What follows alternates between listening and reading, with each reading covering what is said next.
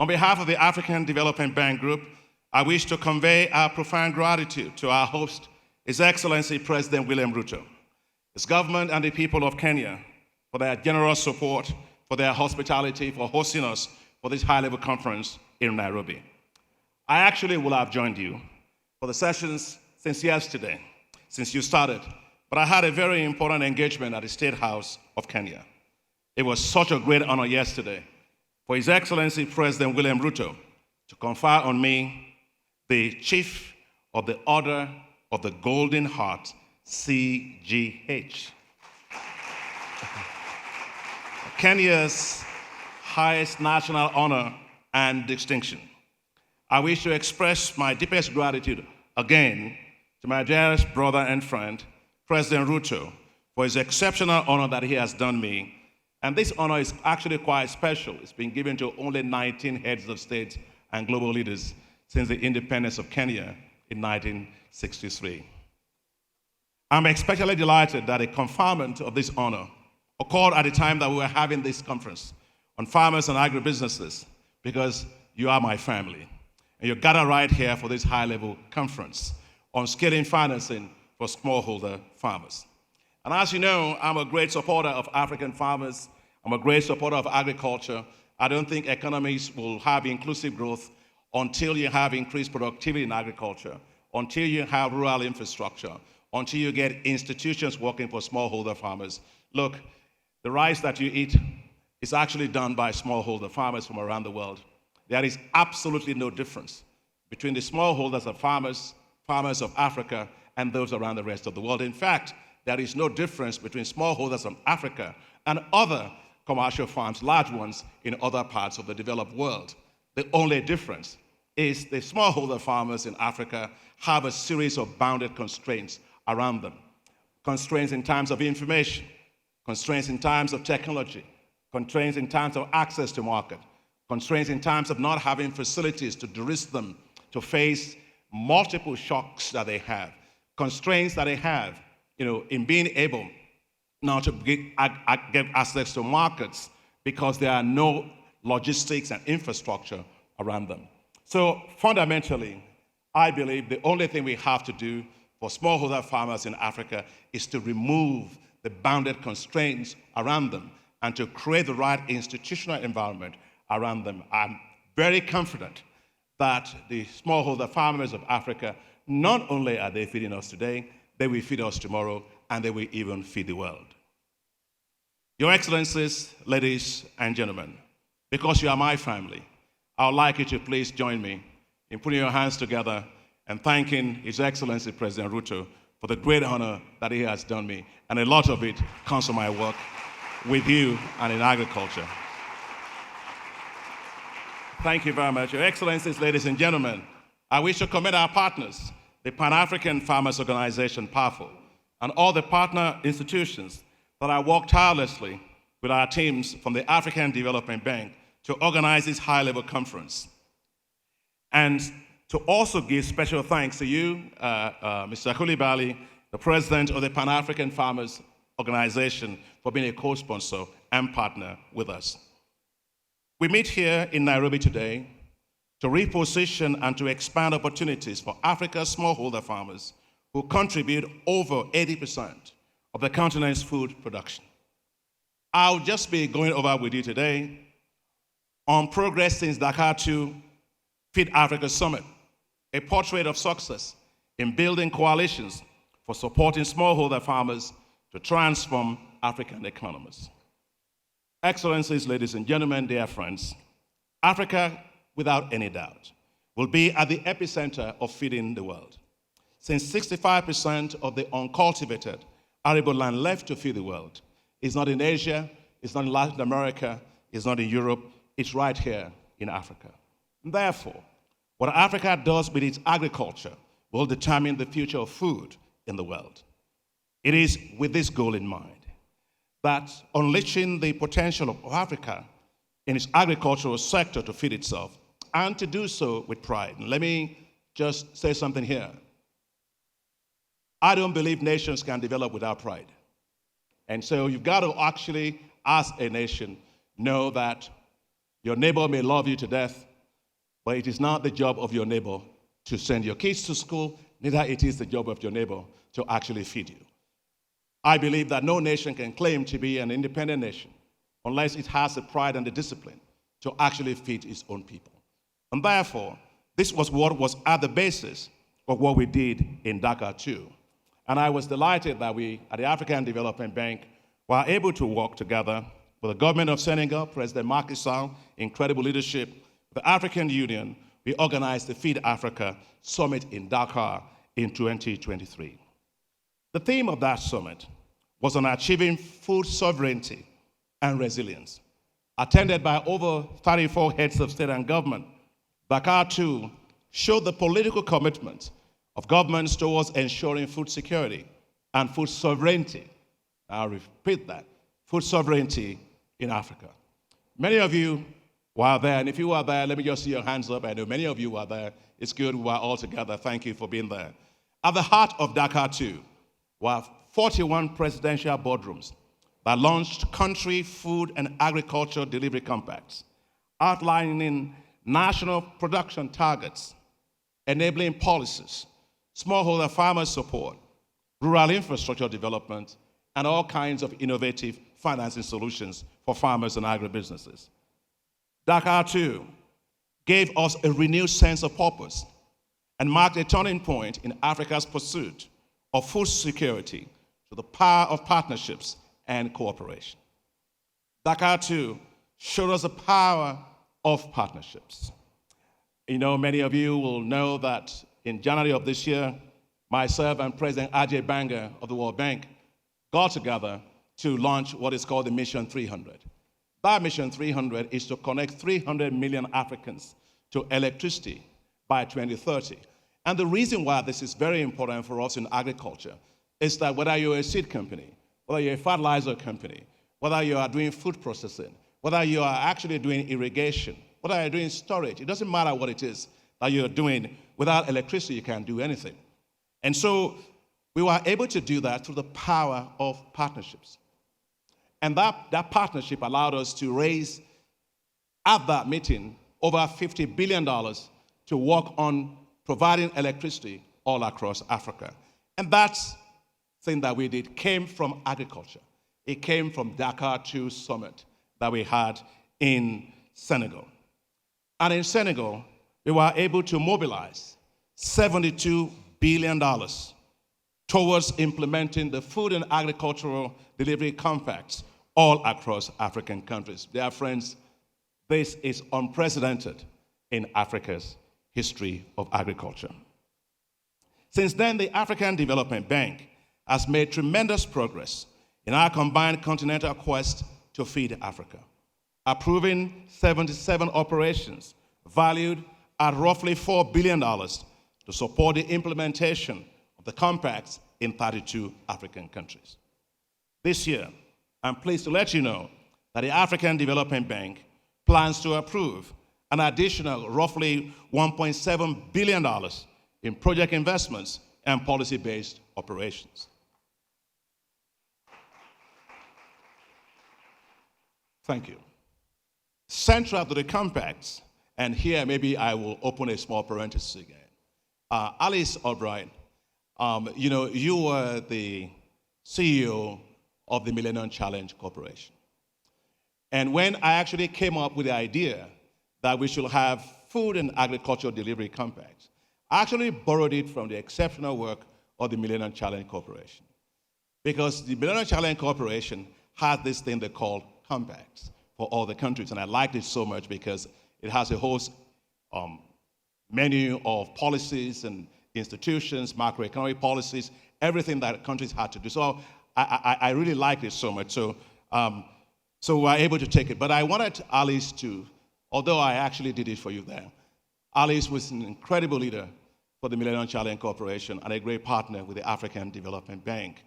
And I want to thank you personally for the passion you had, the drive you had, the commitment you had. You are always there looking for how to make infrastructure connect with us in Africa. Please join me. You may rise, please. Thank this incredible woman for all her contributions to us in Africa. Thank you. And I see David, who used to be on my board. Nice to see you, David, here. Central to the compact is the bank's flagship initiative called the Technologies for African Agricultural Transformation, or TAAT, which aims to double food production by providing proven technologies for more than 40 million smallholder farmers by 2025. The TAAT platform has already delivered heat-tolerant wheat varieties, drought-tolerant maize varieties, high-yielding rice varieties, as well as capacity building and training and other related services for over 25 million farmers across the continent. Our efforts with partners have already helped us to increase Africa's crop production by, guess what, an estimated 120 million tons of additional food. I thought you'd clap for that. And I just want to appreciate my staff.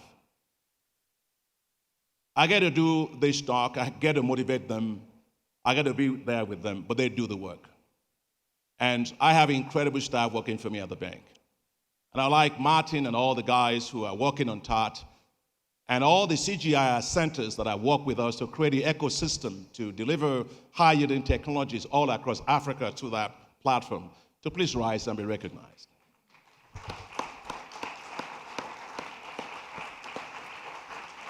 Guys,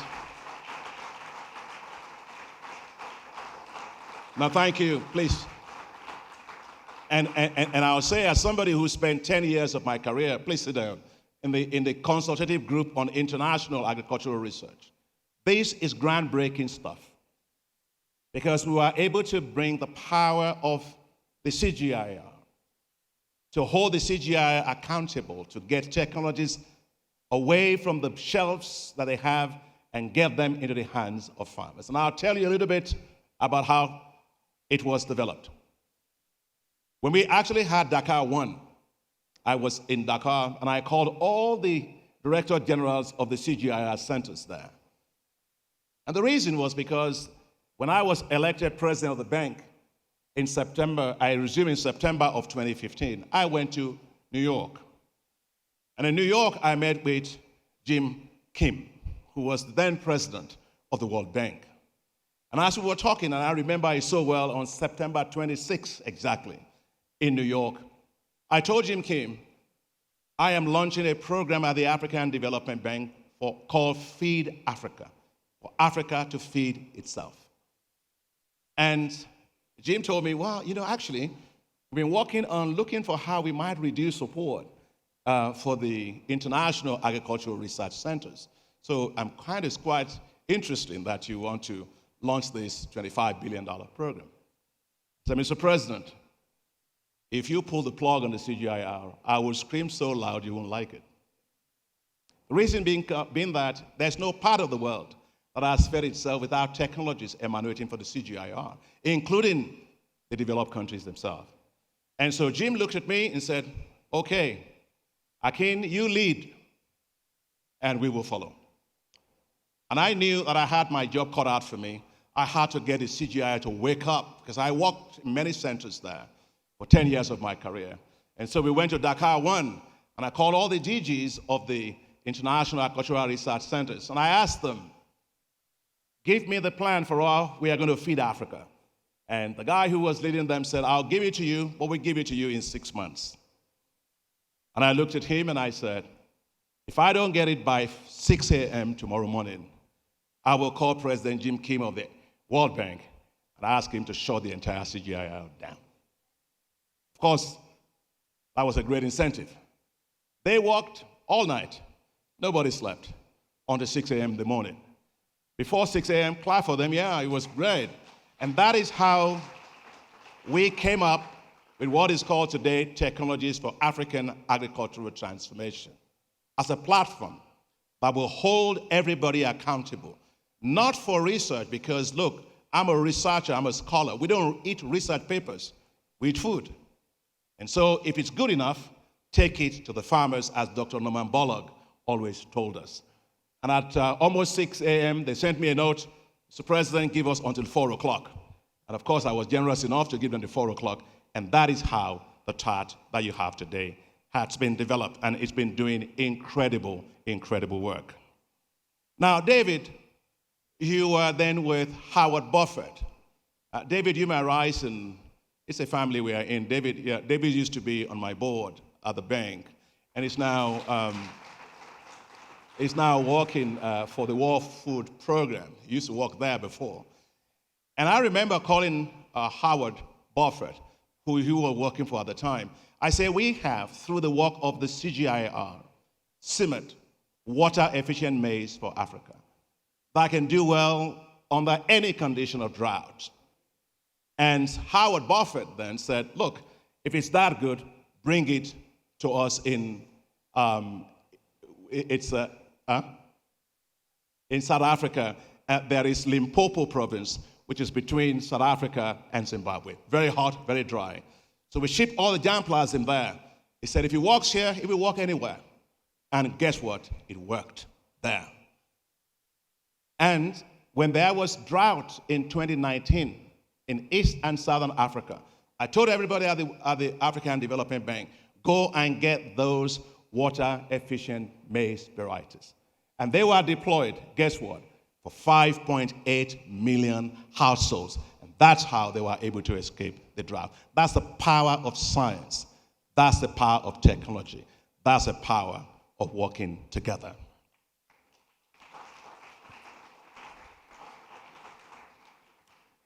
A total of $1.7 billion in investments have also been influenced by TART's climate-smart technologies. And about 247 million Africans now have better nutrition because of this incredible TART platform. TART is also a key driver of the African Development Bank's $1.5 billion Africa Emergency Food Production Facility, which we developed in 2022 as an aftermath of dealing with the aftermath of the war between Russia and Ukraine that was going to actually lead to food insecurity in Africa, especially for wheat and for maize. The facility is a continental initiative to support 20 million smallholder farmers in 35 countries to accelerate access to certified seeds and fertilizers and to produce 38 million metric tons of food. As of December last year, we got to work really pretty quickly.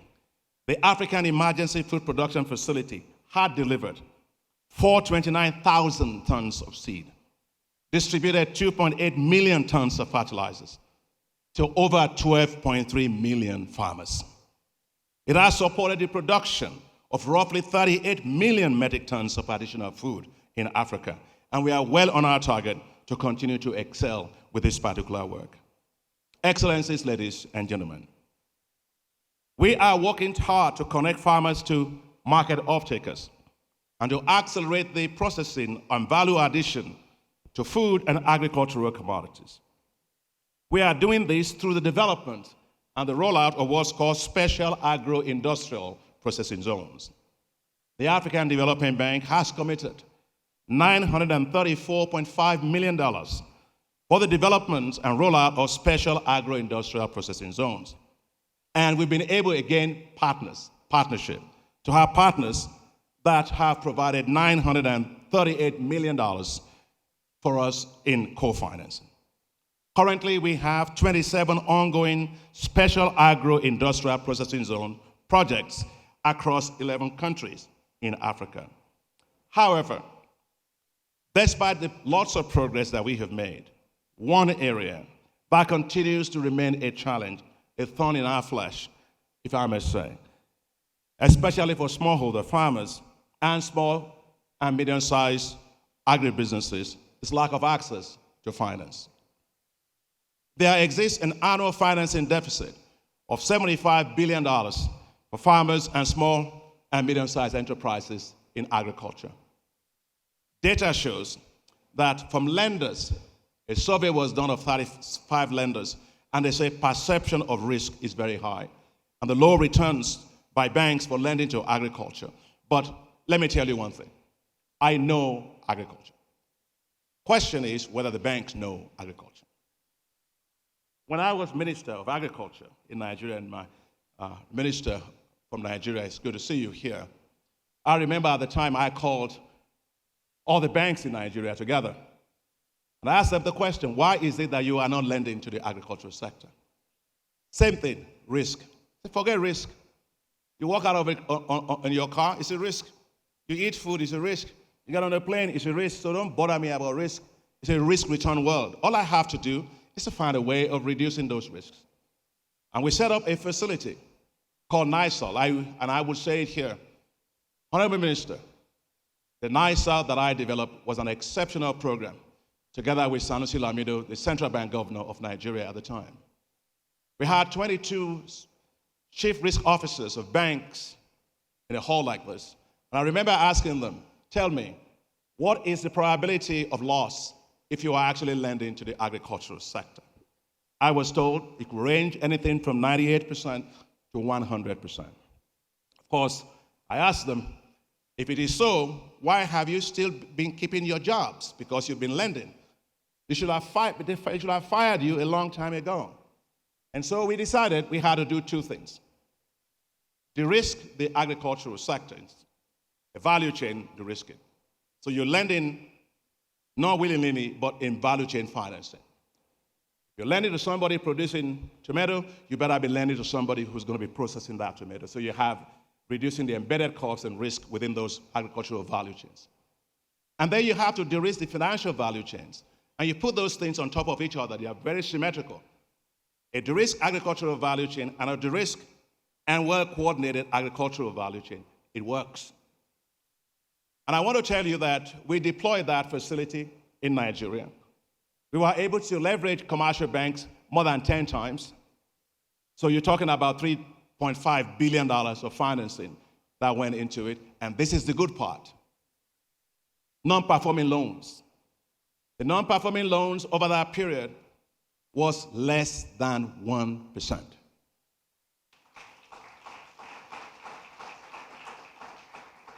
And it helped to expand the share of agricultural lending in the bank's portfolio in the country, aggregate, from 0.7% to 5%.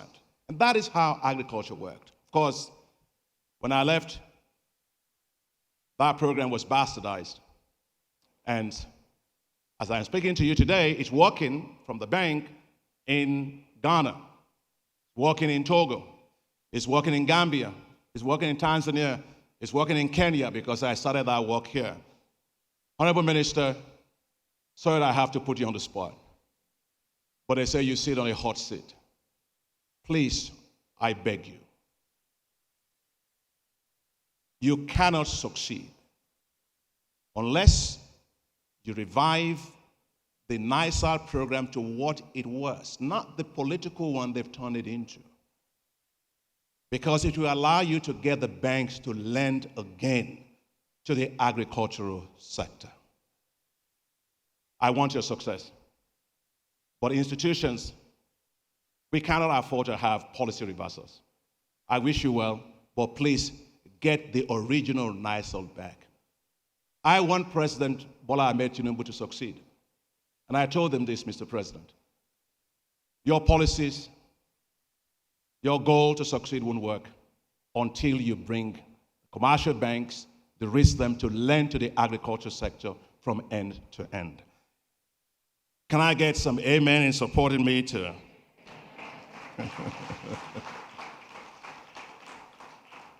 Thank you very, very much, Honorable Minister.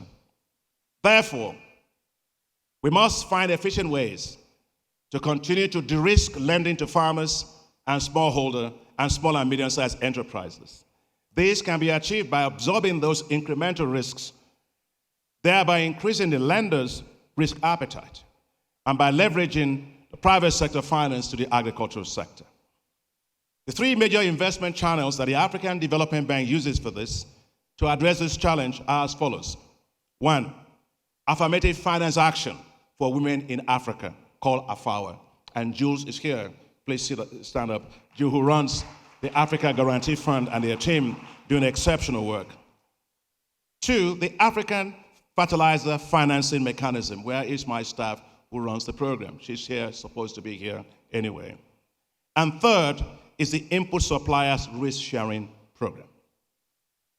On the affirmative finance action for women in Africa, we have already approved $2.52 billion for financing 24,000 businesses of women in Africa. Look, if you're talking finance and you're talking lending to women, let me tell you something. Women are the most bankable segment of the population that you can have. That is not a cliche. That is a fact. Because 98% of the credit they take, they pay back. And I always say, I'm sure the remaining 2% is probably guys like ourselves that tell them as they are going, well, you don't have to pay everything, you know. We need to use money for other things, but I believe that when women win, Africa will win. When women win in agriculture, everything will change. And so I want to say I'm so proud of the AFAWA program. It is now currently working with the Agricultural Africa Guarantee Fund, 185 financial institutions in 44 countries. Second, the Africa Fertilizer Financing Mechanism has implemented trade credit guarantee projects in 9 countries, including Tanzania, Nigeria, Ghana, Cote d'Ivoire, Zimbabwe, Kenya, Uganda, and Mozambique. The $17.1 million trade credit guarantee has leveraged 4.7 times. And in the case of Uganda, even up to 13 times. It has enabled the distribution of farm inputs worth $63 million to almost 800,000 smallholder farmers. These things do work. Again, let me just open a small parenthesis and give honor to whom honor is due. I thought President Obasanjo was going to be here. Is he coming? No. But you should hear what I have to say. When I was in Rockefeller Foundation in 2006, and I decided we should have an Africa Fertilizer Summit, I went to Nigeria. He was then the chair of the African Union. And he helped me to organize this. And I remember asking him at the time, he was asking me, what is the solution? I said, first, we have to build agro-dealer networks. Second, we have to make sure that those agro-dealers have access to finance. Third, we have to make sure that we have local manufacturing of fertilizers in Africa. Fourth, we have to make sure that we can have collective action in importing large volumes of fertilizers from the small quantities that countries are doing, so you can have bulk purchase and reduce the cost of shipment of fertilizers to Africa. And fifth, you need to have something called the Africa Fertilizer Financing Mechanism. So the Africa Fertilizer Financing Mechanism that you see today, I actually developed it in 2006, and I was not at the African Development Bank.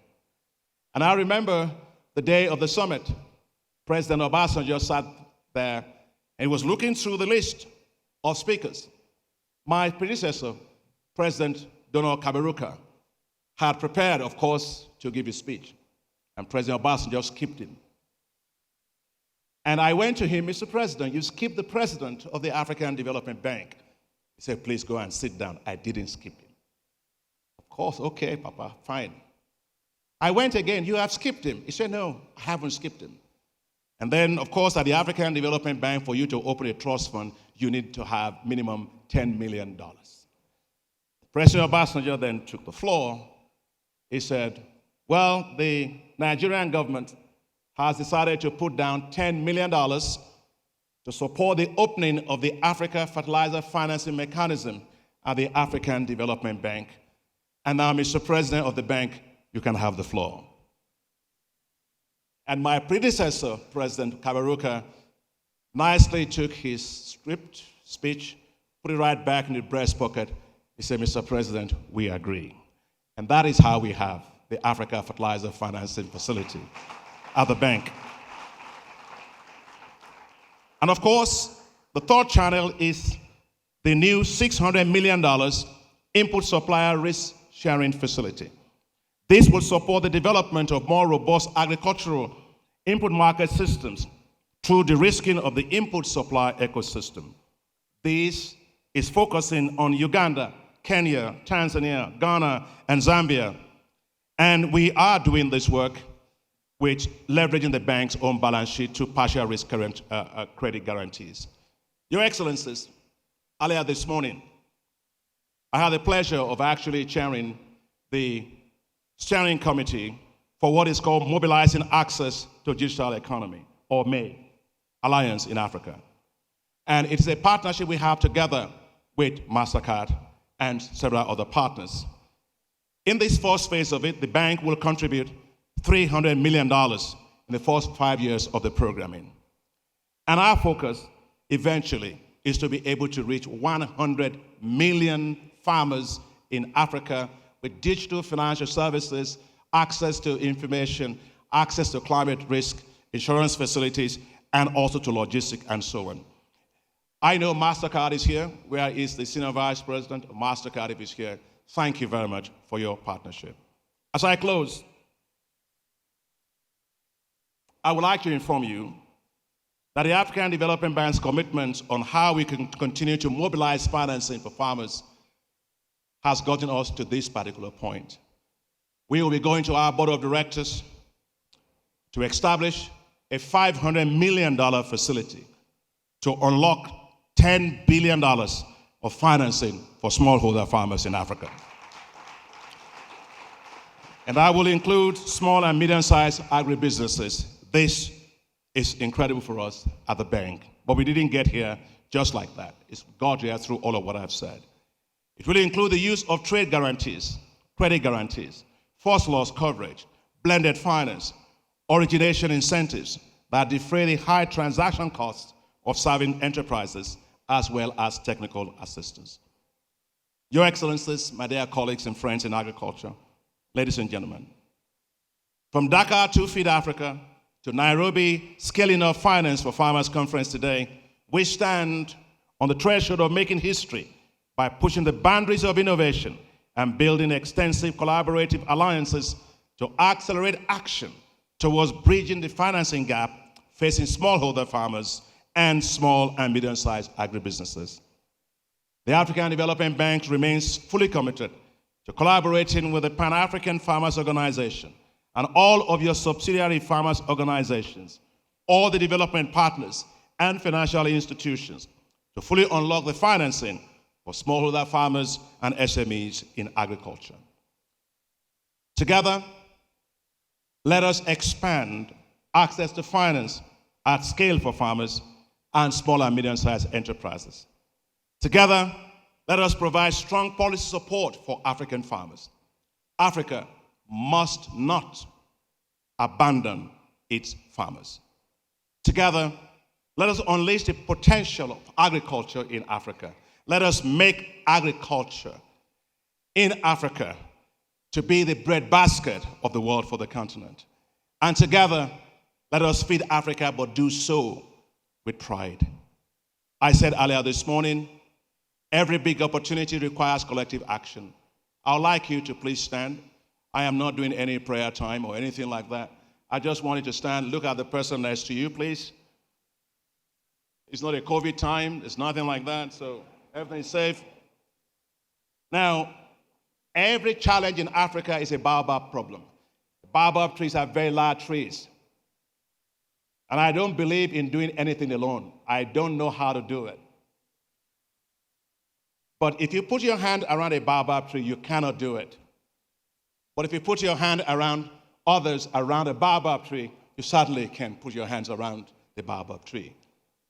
The challenge we have of $75 billion of lack of financing for agriculture and small and medium-sized enterprises, it's a baobab problem. The African Development Bank, with all of our efforts, is not enough. We need everybody working together. And so please put your hands together with the person next to you. Just connect. And repeat after me, please. Say, it's a baobab problem. We are more than able to do it. Working in partnerships, we will make sure that African farmers are able to get all the financing they need. Now put your hands together and say, let's do it. Thank you very much.